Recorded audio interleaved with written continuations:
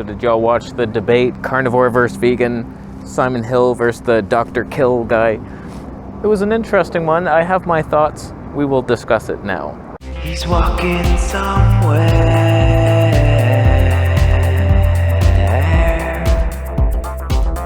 Good timing on backing up, my friend. Good timing. So like most debates, we learn nothing. If you were on one side and happy, you probably weren't swayed to the other side. You're sitting down to your ribeye steak and the vegan's like, that's a good point. Do you have some broccoli, sir? But it was interesting. It seemed like the vegan had the more sure side with all the science, and Dr. Kill was like, yeah, but I don't agree with all that. I prefer more to listen to anecdotal evidence. And I'm kind of on his side with that, just because science is paid for, it's confusing. Only a certain level of academy, that's how you say that, can understand the stuff. It's biased, it's not always right, and often you come to conclusions that weren't even in the study. For example, a lot of it's like observational stuff, and like you do these surveys and, oh, this guy had 3 eggs a week and he had heart disease, oh my God.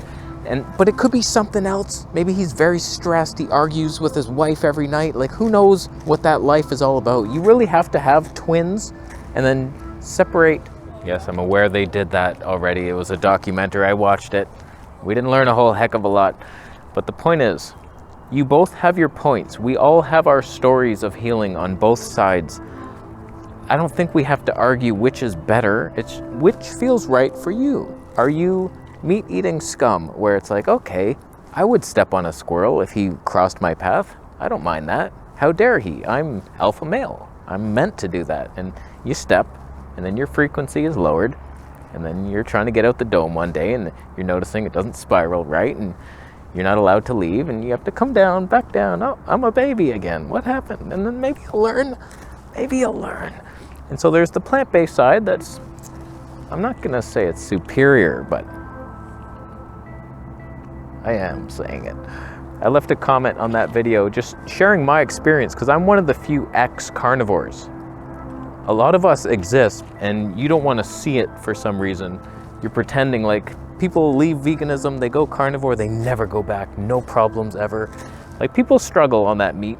Some of you, it saved you, cool. But my comment was, I always end up leaving carnivore due to some like quite serious problem, a malfunction in my body, like a road rage rash that won't disappear. Like, that never came until I went carnivore. It showed up on my forehead first, and then it started spreading. It was bad news. And like, I had vertigo one time on keto. I was like, what the hell is that? Like, that's serious. And whenever I got a cold, it was a nightmare cold on carnivore, painful, harsh, and it would last longer. Whereas vegan, it's just like, the colds are gone. Like, they're hardly a sore throat.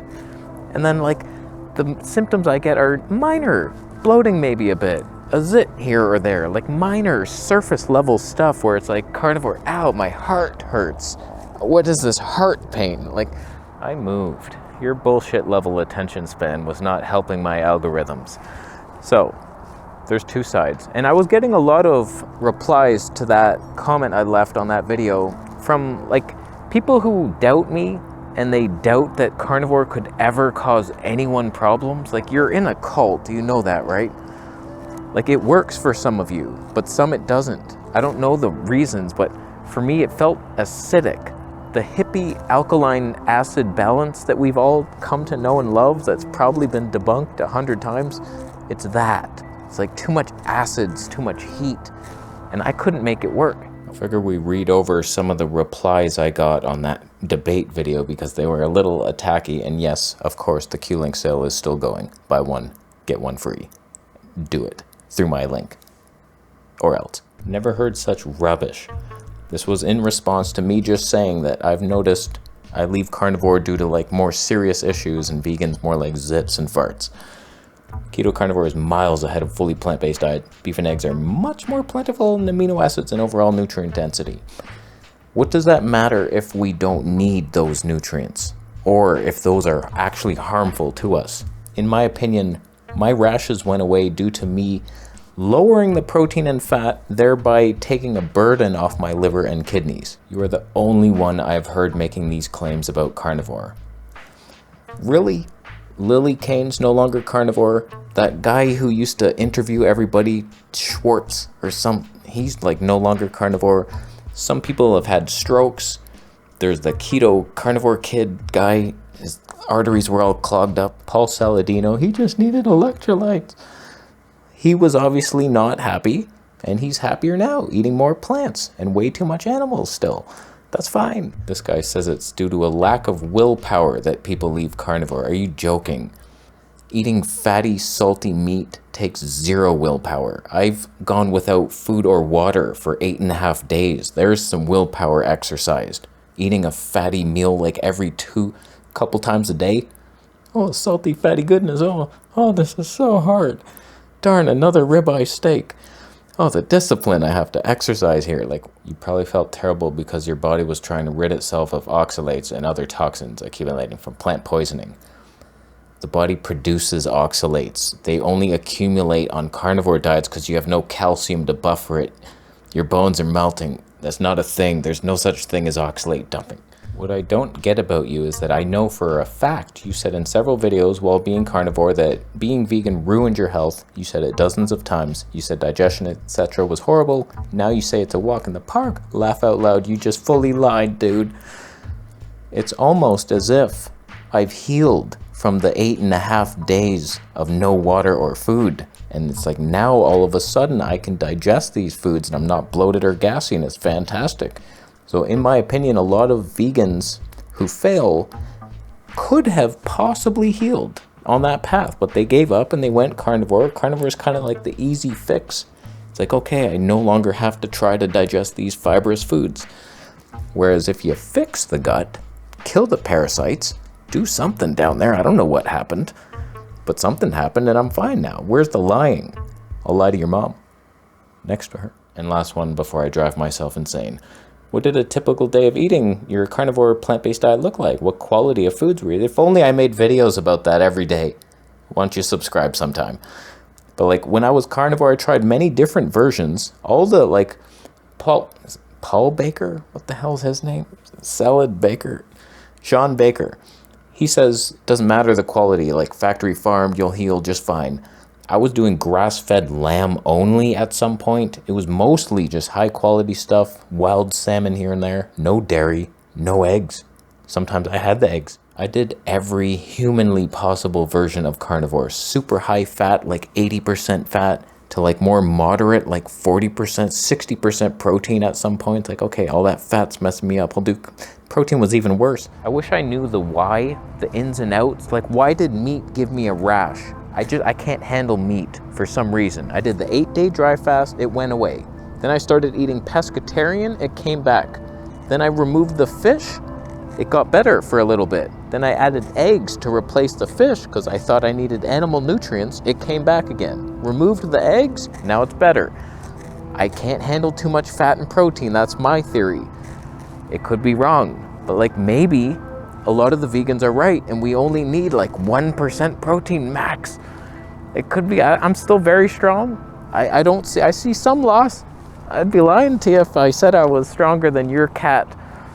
But like I'm strong enough and I'm still very strong. And I'll be honest with you, part of me judges that whole side now that I've seen what it's done to my body, and then I get relief going plant-based, and then my mind is like, well, you should probably do that too. Come over here, it's the better side. But I'm trying to see that you tried veganism, at some point it failed you. I just want to tell you that it failed me too, but it's now benefiting me again for some reason. I don't know what went haywire.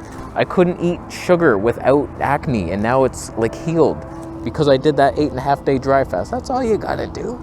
Kill that parasite that's in your gut. Starve them for 8 days. It's nothing. It's the easiest thing I've ever done, I think. It was hard. Almost died a couple times, but that's fine. So like once you actually heal the whatever digestive issue you have, then you actually thrive eating natural foods, and I feel like I do not need meat at all. I have my B12, my D3, I'm deficient as heck, but I'm happier. My only real message is you can heal yourself naturally, whether it's carnivore or vegan or a mix of healthy, balanced diet. We've all seen many people have success on different paths. You can do it naturally, and I believe in you, but don't get so close-minded to where you may have had some experience in the past where veganism wasn't working and you came to your theory that, oh, it was because of the anti-nutrients or the fiber. I can't digest fiber.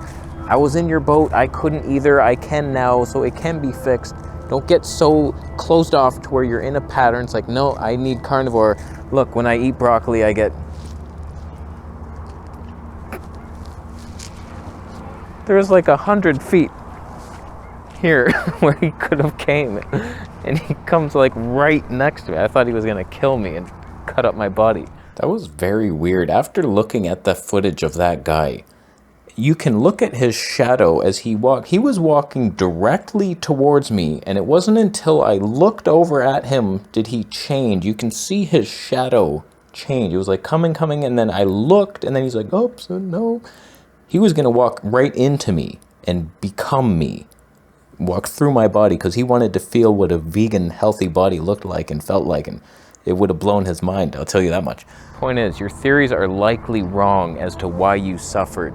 So like, just be open to it. Like, okay, maybe I can go back, because I go back and forth all the time. It's like, okay, what was this? And I'm making little finer, minor tweaks, and it's like, I never go back to the same diet. You think, oh, he's going fruit-based again. You already tried that. Like, no, not this way. This is right now, we're doing 2 meals a day, lots of greens, no fat. So it's like, okay, that's very different than what I'm always doing these little things. Okay, mono meals only. Nope, mix it with the flex. Let's see. Oh, no. You gotta like minor tweak your way to the top. So it's like whatever path you chose, you're likely wrong unless it's high carb vegan, raw, mostly raw, right? We're agreeing with that. Thank you, my carnivore friends. It's your choice. Just know that you're thumbing it down because you're making a salad of squirrel organs. Just because it contains every known nutrient doesn't mean it was the nutrients you needed. You know that? You see a food, oh, this is high in zinc. It's better than the low zinc thing. How much zinc do you really need? Do you know? You're just guessing. A bunch of guys, oh, beef is high in zinc. Eat some sugar. I'll leave after Bitcoin comes to me from you. Subscribe for more minutes.